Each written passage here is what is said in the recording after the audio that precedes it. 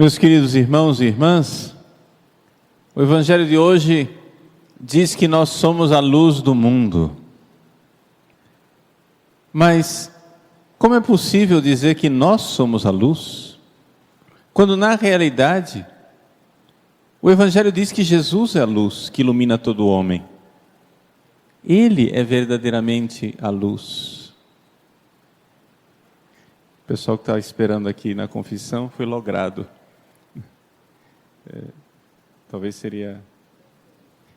Alguém avisa para o padre, o pessoal está na fila de cá. Isso.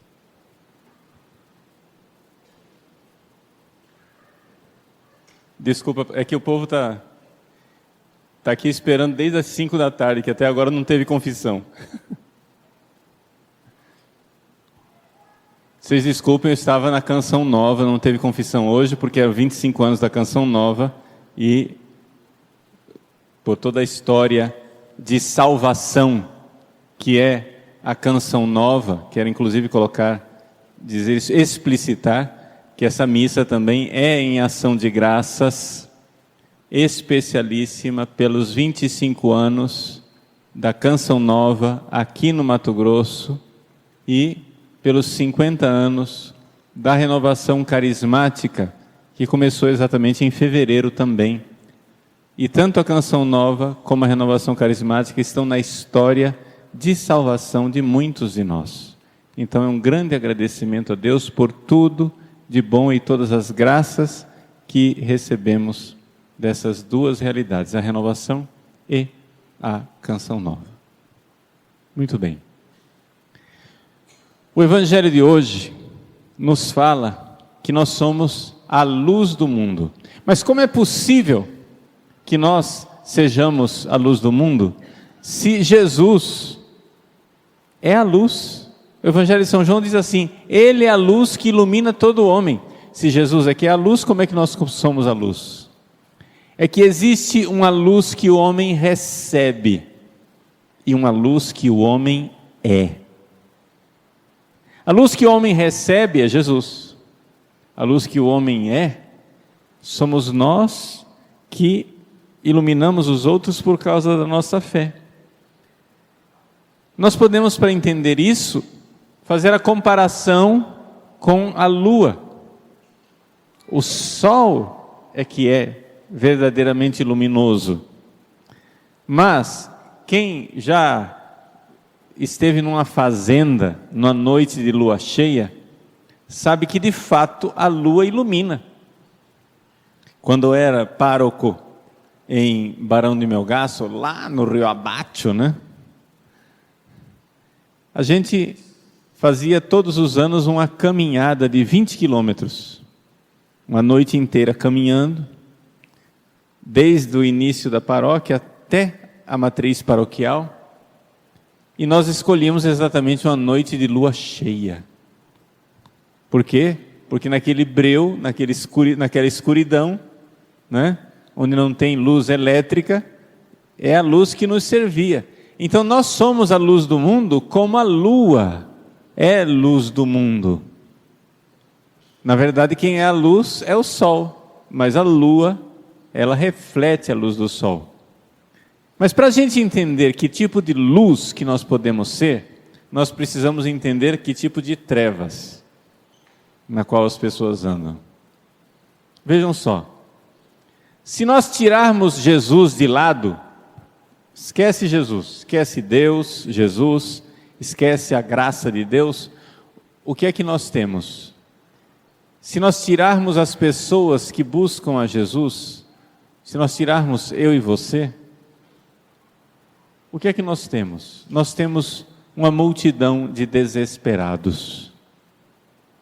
Existem aqueles que vivem o desespero da dor, da doença, da morte, desespero das dívidas, do desemprego, das angústias, o desespero da tristeza, o desespero do dia a dia. Esse é o primeiro tipo de pessoa, aqueles que já vivem o desespero. Mas tem um outro tipo, aqueles que disfarçam o desespero, aqueles que passam a noite numa casa de show, aqueles que vão atrás de bebida, de sexo, de prazer desordenado.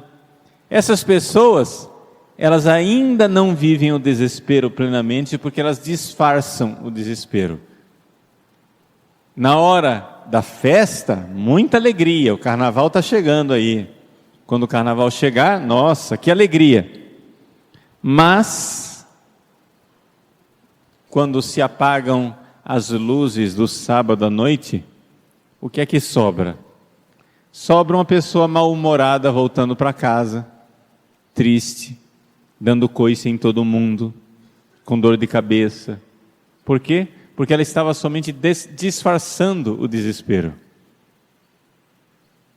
Meus queridos, se nós tirarmos Jesus, o que nós temos é uma humanidade que sofre. Você vai dizer assim: ah, padre, então o senhor vem dizer agora que nós que temos Jesus não sofremos? Não, nós que temos Jesus sofremos, sim. Mas existe uma diferença muito grande entre sofrer desesperado e o sofrer cheio de esperança e de vida.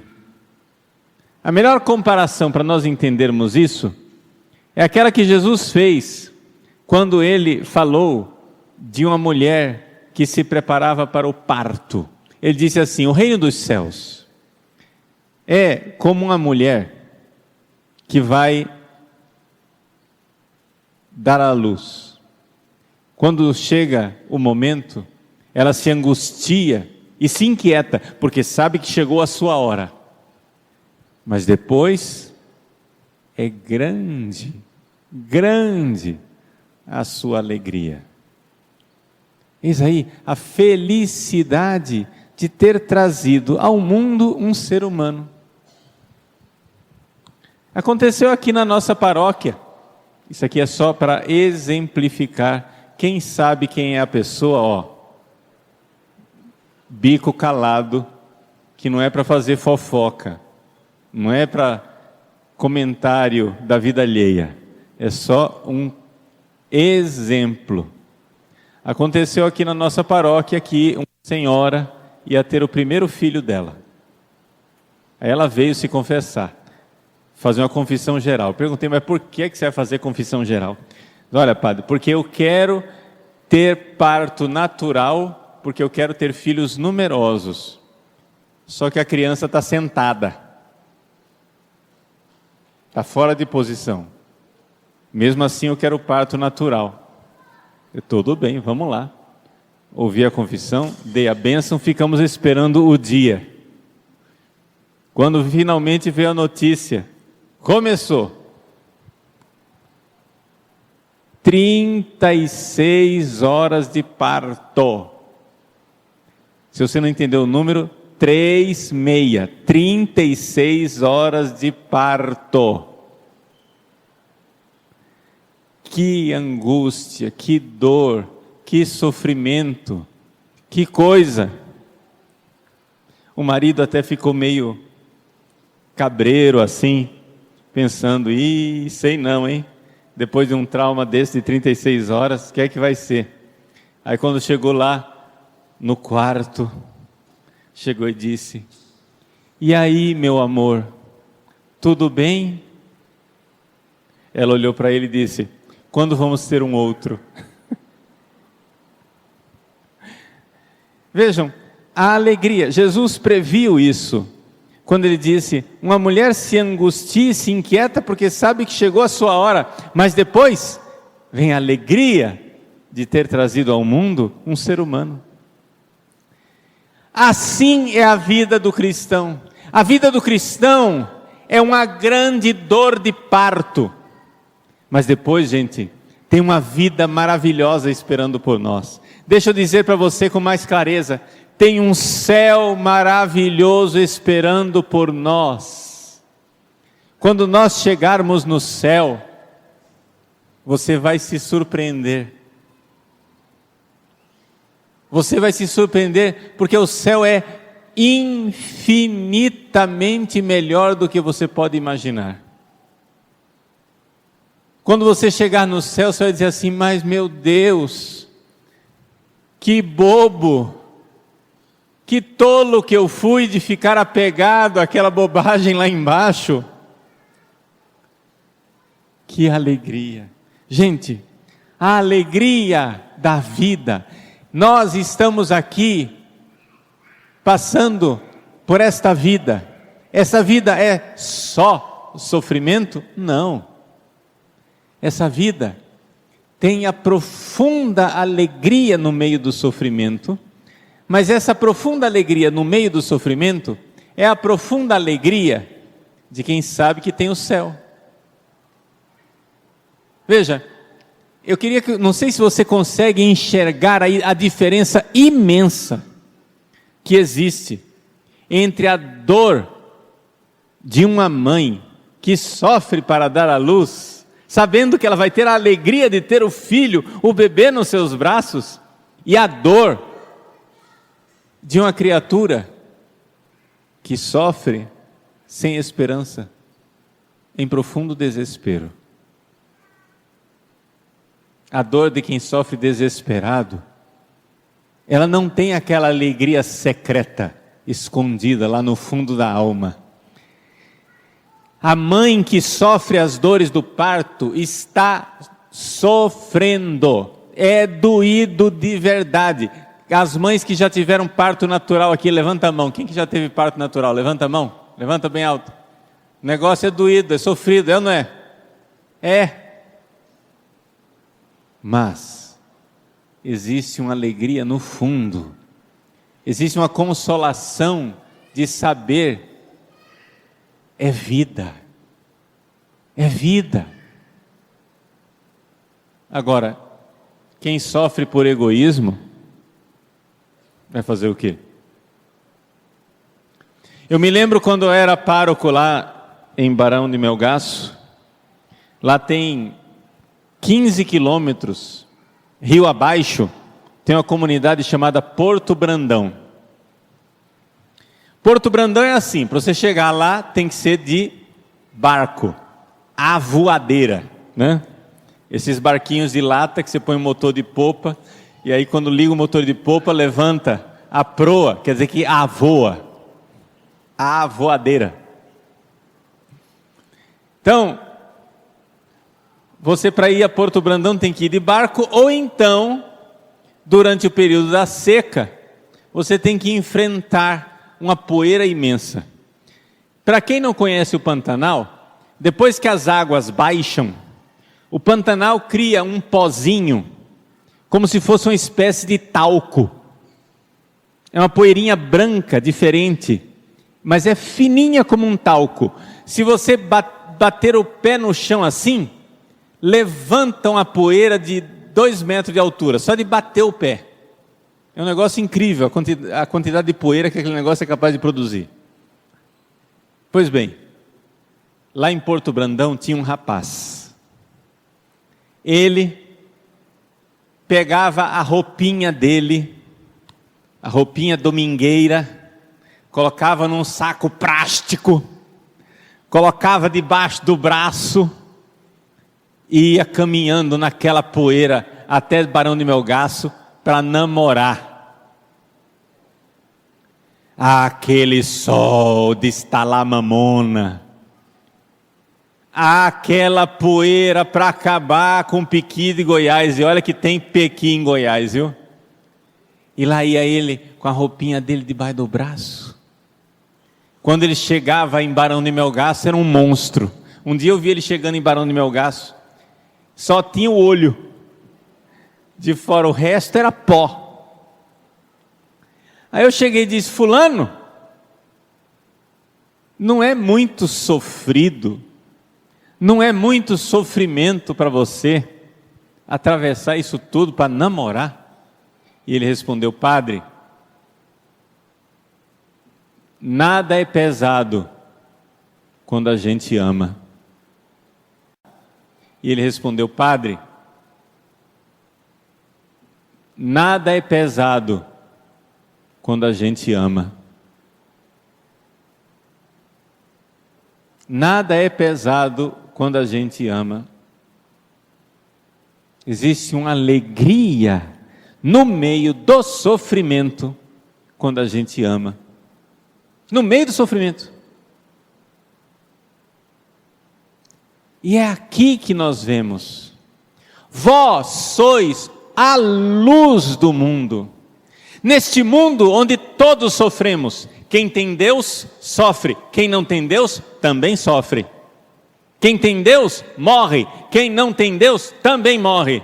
Quem tem Deus fica doente, quem não tem Deus também fica doente. Quem tem Deus tem dívida, quem não tem Deus também tem dívida. Mas existe uma diferença enorme entre as duas populações. Por quê?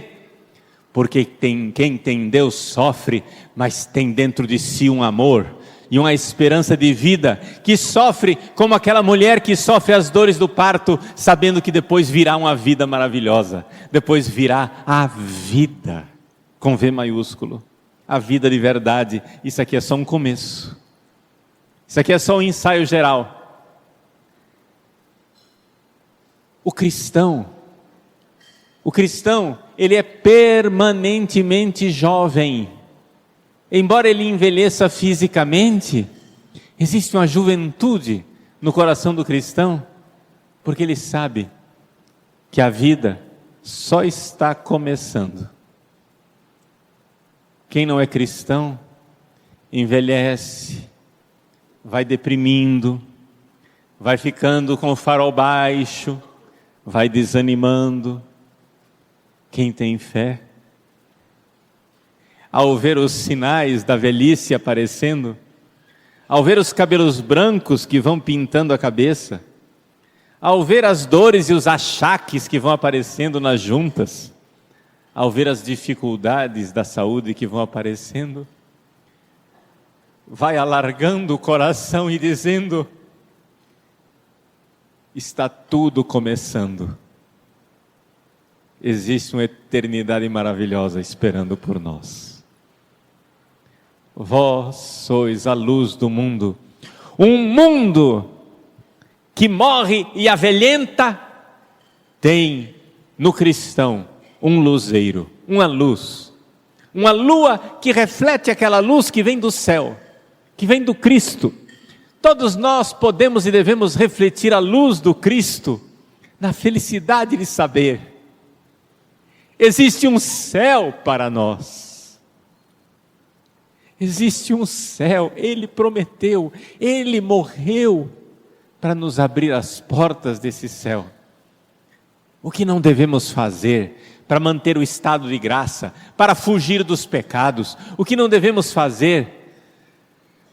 Como nós precisamos fazer espaço para Ele no nosso coração, para que Ele nos encha de sua luz, e então sereis como astros luminosos diante desta geração má e perversa. Brilhareis como astros luminosos. Meus irmãos, a igreja de Deus, a verdadeira igreja de Deus, aqueles que verdadeiramente têm a fé apostólica e creem no Cristo, são esta cidade construída no alto da montanha, esta Jerusalém que ilumina, que é luz. Que felicidade, que alegria de ser parte desta cidade luminosa. Que alegria ser luzeiro que reflete o Cristo. Meus irmãos, isso que eu estou dizendo é uma verdade do Evangelho, mas se você não se convence com os argumentos do Evangelho, deixa eu então usar um último argumento, um argumento de um ateu, porque se até um ateu está de acordo, então quer dizer que ali tem uma verdade que ninguém pode negar. O ateu chama-se Friedrich Nietzsche. Nietzsche,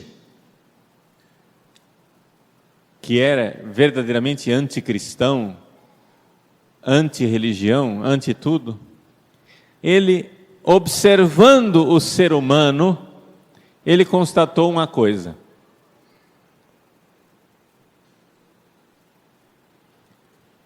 o ser humano é capaz de suportar qualquer como, desde que ele tenha um porquê.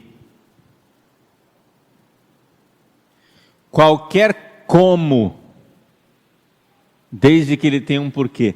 Não interessa como você está. Se você tem um porquê, a vida é leve e a vida é maravilhosa. Se você tem que enfrentar o sol causticante e a poeira do Pantanal, por causa do seu amor que espera por você a 15 quilômetros de distância, você tem um porquê, não interessa o como. Mas se você não tem um porquê, até um copo d'água que uma pessoa te pede na televisão, você está lá assistindo televisão, a pessoa pede um copo d'água, e você então levanta da cadeira, do sofá, resmungando, mal-humorado, porque se levantar e andar 4 metros até a cozinha para pegar um copo d'água é um peso. É um peso. Porque você não tem porquê. Se a vida está pesada, não é como você está vivendo que é o peso, é porque você não tem um porquê, você não tem razão, você não tem porquê levantar da cama de manhã, você não tem objetivo de vida, você não tem projeto, você não tem futuro. Se a vida está pesada, é porque você perdeu o sentido da sua vida. Então, claro, tudo é pesado. O casamento é pesado, seus filhos são pesados, seus pais são pesados, o emprego é pesado, a escola é pesada, as amizades são pesadas, as dívidas são pesadas, a saúde é pesada, tudo é pesado. Porque você não tem um porquê. Porque você é um egoísta velho, safado, que só pensa no seu próprio umbigo, e o umbigo não é sentido de vida. Umbigo não é sentido de vida. Se você está querendo se salvar, se você está querendo se economizar, se você está querendo a religião do analgésico, prepare-se para a depressão, porque depois de tomar o analgésico, você vai ter que tomar também um antidepressivo. Por quê? Porque quem não quer sofrer, não quer amar. Se você não está disposto a sofrer por ninguém, você não está disposto a amar ninguém. Portanto, você não vai amar ninguém nunca. Sua vida não tem sentido. Sua vida é uma bobagem. Mas se nós temos o Cristo, sentido da nossa vida, se nós sabemos o quanto Ele nos amou, se nós sabemos, se nós temos fé e sabemos o quanto Ele nos amou, meus irmãos, como não amar de volta quem nos amou assim? Como não sair dançando de alegria por saber que nós fomos amados e que aquele que nos ama tem um céu preparado para nós? Se você quer ir para o céu, saiba, Jesus quer muito mais. Se você faz uma forcinha para ir para o céu, Ele morreu para você ir para o céu. Se você tem esperança de ir para o céu, Ele está inquieto enquanto você não chegar lá. Jesus quer a sua salvação. Creia nisso. Dê o passo da fé. Viva para Ele. Ame Jesus. Deixe de lado esses projetos ridículos e mundanos que irão apodrecer com você. E viva a alegria de pertencer ao Cristo. Não faz parte da homilia, mas só para um aviso e agradecimento. No domingo passado eu fiz aqui a homilia, colocando para vocês todo o drama que a minha família está vivendo com a doença da minha irmã. Pedi as orações de vocês, agradeço as orações, ela teve uma melhora, está hospitalizada, mas o hospital fez bem para ela, está esperando agora somente a home care, para ela voltar para casa. Sexta-feira passada até comeu bacalhau, porque ela quis, né? Então, assim, houve uma recuperação. Continuem rezando, porque, claro, o quadro é delicado, mas, né, já está com mais força, mais lucidez, mais alegria, e isso para nós é muito bom, porque nós precisamos aproveitar aqui neste mundo todo o tempo que Jesus quiser nos dar para amá-lo. Nós temos que ganhar tempo, gente, ganhar tempo.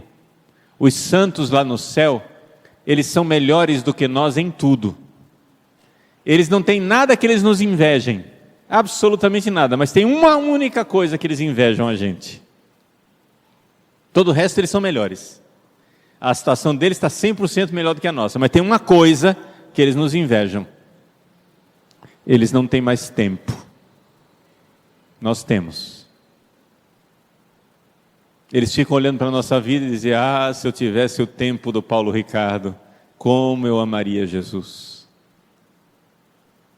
Eles olham para nós e nós temos essa mercadoria preciosa. Não perca tempo. Ame Jesus. Enquanto isso, nós damos graças a Deus, porque Deus está dando um pouco mais de tempo para minha irmã, para ela amar Jesus, e quanto mais ela amar Jesus, melhor será o céu que ela vai ter.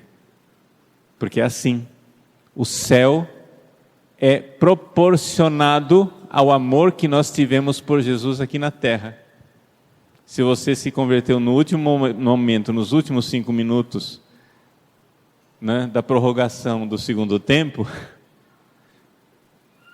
o seu céu não vai ser o mesmo céu dos mártires, dos nossos heróis da fé, que deram a vida pelo Cristo. Então, aproveite o tempo para amar Jesus. Obrigado pelas orações.